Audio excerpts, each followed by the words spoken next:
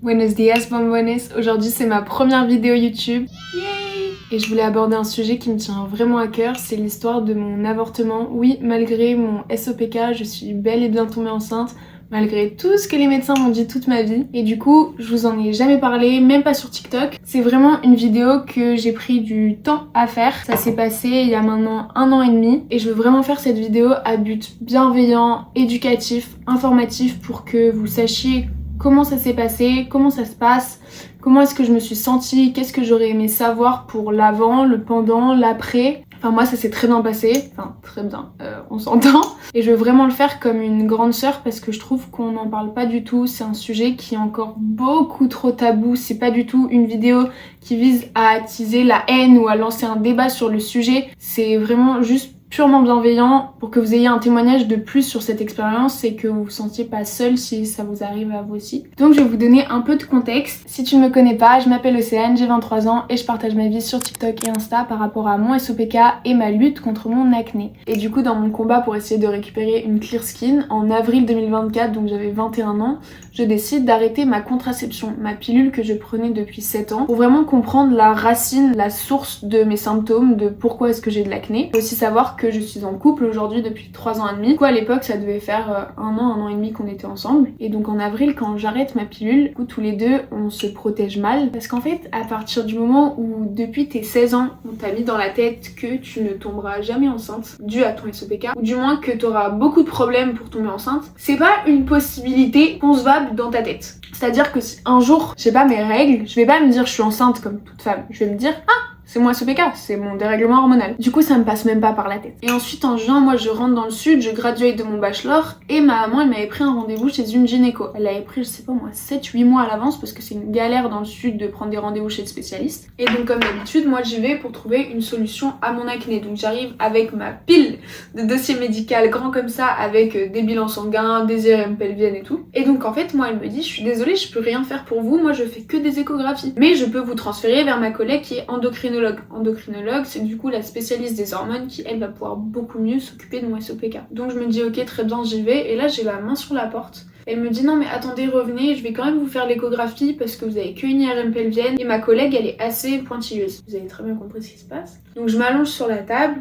Elle me fait l'écho et là je vois sur l'écran très bien ce qui se passe. Je la regarde et là elle m'annonce Mademoiselle Pedrosa, vous êtes enceinte de 8 semaines.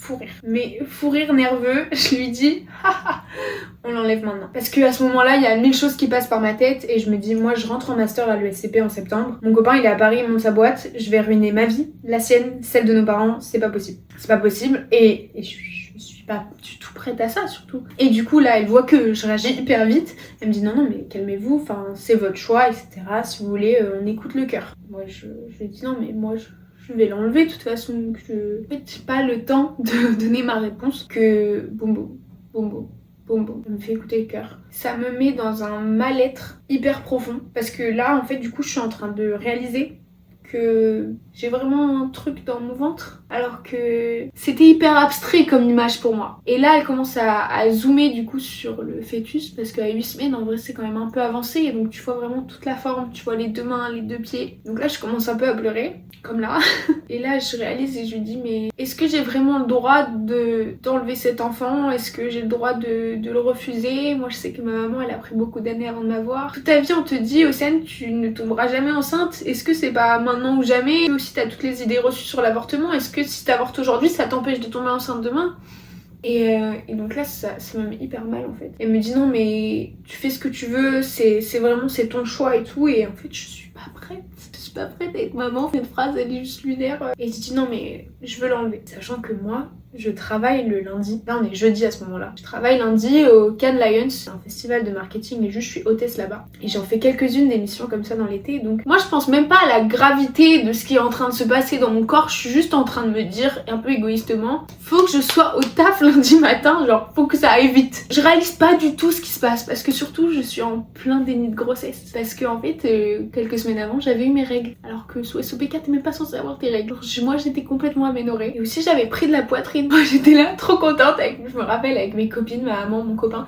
Ça y est c'est bon, enfin formée. Pas du tout. baby mama. En fait, j'avais vraiment le gros symptôme de la femme enceinte et j'allais sûrement faire un énorme déni de grossesse. Enfin, en tout cas, c'est ce que la dame m'a dit. La poitrine a vite disparu.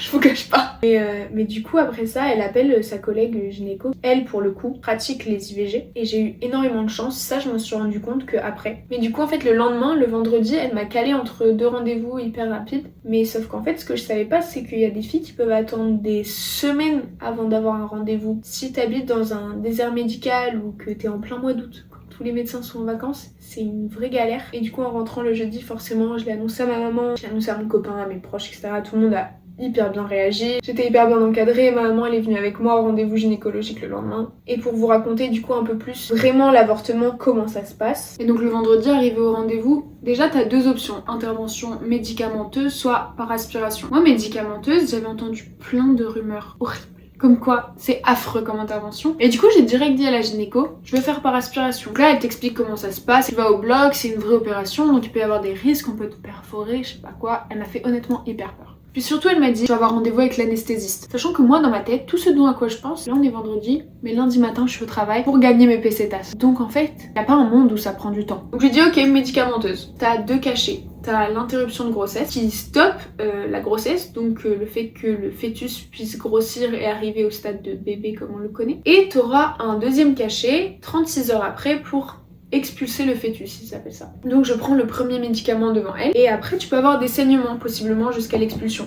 Moi ça n'a pas été mon cas, je suis rentrée chez moi tranquillement avec ma maman jusqu'au dimanche matin où toutes les deux on n'a pas dormi de la nuit. Et donc le dimanche matin, expulsion. Donc tu prends plusieurs antidouleurs et donc là tu commences à avoir des contractions. Il faut savoir que les contractions apparemment elles peuvent durer entre 2 à 48 heures. Donc moi en fait c'était tellement inconcevable dans ma tête que en 2 heures c'était fini. Donc j'ai commencé à avoir mes premières contractions, c'est vraiment des très grosses douleurs de règles. Moi j'ai commencé à saigner à ce moment-là, donc j'ai fini par aller aux toilettes. Tu sens vraiment comme si t'étais en énorme intoxication alimentaire, que t'as quelque chose au fond de toi qui a envie de sortir. En fait les contractions elles commencent vraiment à me faire mal parce que surtout en fait t'es pas bien, t'as hyper chaud, t'as envie de vomir alors que t'as pas forcément mangé ni bu donc y a rien qui va sortir tu vois. Ça va pas et du coup juste je me suis vue un peu comme dans les films ou dans les séries où les gens ils accouchent à pousser. Donc en fait juste j'ai contracté hyper fort mon périnée et donc c'est sorti donc je l'ai éjecté. Et 8 semaines de grossesse c'est quand même un peu avancé du coup tu le vois. C'est hyper bizarre comme sensation, tu te dis ça c'était en moi et possiblement ça aurait pu devenir un adulte comme moi. C'est exactement comme la sensation d'un accouchement, pas en termes de douleur, dans le sens où t'as mal et dès que c'est sorti, t'as un vide autour de toi. C'est-à-dire qu'en fait tout ton corps qui était en tension relâche d'un coup. C'est comme si tu te sens hyper apaisé d'un coup. Donc moi ça a été très rapide si on veut. Et voilà, je regrette pas aujourd'hui parce que j'étais pas du tout prête à être maman. Juste cette phrase elle est dingue pour moi. J'y pense pas forcément plus que ça, je me dis pas oh my god il aurait eu 1 an ou des trucs comme ça. Mais je sais que je risque d'y repenser plus tard au moment où moi je voudrais avoir un enfant. Mais c'était hyper important pour moi que je vous le raconte et du coup après ça je me suis juste allongée dans mon lit. Et aussi ce qu'on te dit pas, on te prévient pas, mais c'est que en plus de l'expulsion de ce fœtus, tu vas perdre ton placenta. Enfin toute ta paroi utérine qui va tomber. Du coup quand je me suis rallongée dans mon lit, je sens vraiment qu'il y a quelque chose qui tombe. Donc je cours aux toilettes. Ça fait hyper peur au vu de la couleur rouge. Mais il n'y a rien de grave et c'est complètement normal. Mais du coup ça, personne te le dit. Moi j'ai cru que je faisais une énorme hémorragie etc. Pas du tout. Mais du coup suite à une IVG, tu ne peux pas aller te baigner dans la mer. Tu ne peux pas mettre de tampons ni avoir de rapport pendant 1 mois il me semble. Renseignez-vous sur les chiffres exacts parce que forcément il faut que toute ta paroi elle se répare, mais surtout pendant 3 semaines tu as pas des règles mais du coup juste des pertes de sang très abondantes et tu peux pas mettre de tampons. T'es obligé de prendre des grosses serviettes, voire des couches ou des caleçons menstruels. Moi le lundi à 7h j'étais à Cannes pour le Lions en train de bosser tous les jours pendant 1 semaine, debout toute la journée sans t'asseoir. En fait j'étais hyper fatiguée et c'est pour ça que aujourd'hui je le raconte avec quand même beaucoup de facilité et ça me fait beaucoup de bien d'en parler. Il y a plein de filles que je connais plus ou moins bien avec qui j'en parle quand je les rencontre ou des potes de potes. Ils disent mais t'en parles hyper facilement et je pense parce que j'ai besoin d'en parler en fait au fond de moi pour que ça parte. En fait ça s'est enchaîné tellement vite. Je l'ai appris le jeudi, le vendredi j'ai pris le premier cachet, le dimanche ça s'est fini et après j'ai taffé toute la semaine donc j'avais tout le temps le cerveau occupé en fait, je pouvais pas vraiment y repenser et regretter ou avoir peur ou quoi. C'est pour ça que je dis que j'ai eu beaucoup de chance parce que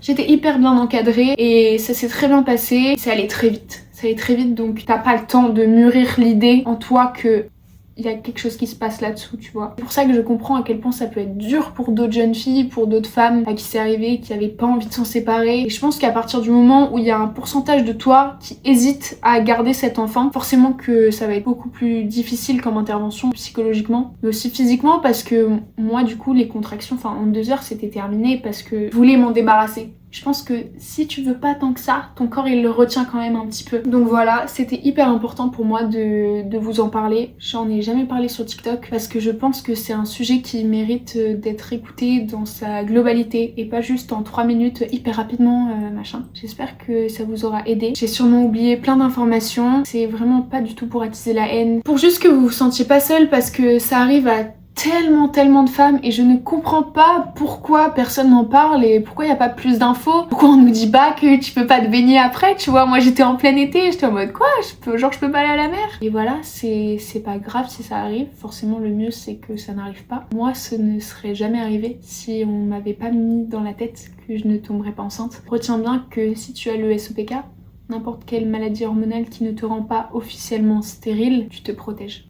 Si bien sûr, tu ne veux pas avoir d'enfant. Bah juste, il faut arrêter les médecins de mettre ça dans la tête des gens. Et du coup, au final, c'était une bonne nouvelle pour moi parce que du coup, en fait, je suis pas stérile, je suis capable de tomber enceinte. Donc c'est hyper beau finalement. Alors comment vous pouvez continuer là en 2026? J'ai une copine qui vient d'apprendre qu'elle a le SOPK, on lui a dit « Ah oui, t'auras pas d'enfant ». Arrêtez de dire ça aux gens, c'est faux. Et même les adultes que je peux croiser, qui savent que j'ai de l'acné, genre des potes de mes parents, de la famille ou quoi, qui m'ont dit quelques temps après l'avortement, voire quelques semaines, jours, ils m'ont dit, tu sais, les gens qui se permettent toujours de faire des réflexions par rapport à ta peau alors que t'as rien demandé. Cette dame qui me dit, ah mais t'inquiète pas, quand tu tomberas enceinte, tout va disparaître, tu sais, ça chamboule tout une grossesse. Moi j'étais en mode, si tu savais madame, il y a 1 semaine j'ai avorté et bah j'ai toujours de l'acné, tu vois. Je dis pas que 8 semaines de grossesse c'est une full grossesse, seulement qu'à 9 mois t'as beaucoup plus de conséquences sur ton corps. Bref.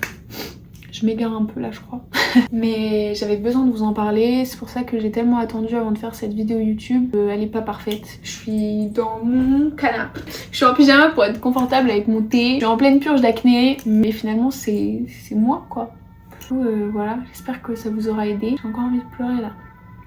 Et oh my god, Océane, tu peux pas pleurer comme ça. Et je voulais juste en profiter, je sais pas qui regardera cette vidéo, peut-être que je vais aider que 5 personnes. Mais ce sera 5 personnes d'aider. Mais en tout cas, si vous me suivez sur TikTok, merci infiniment.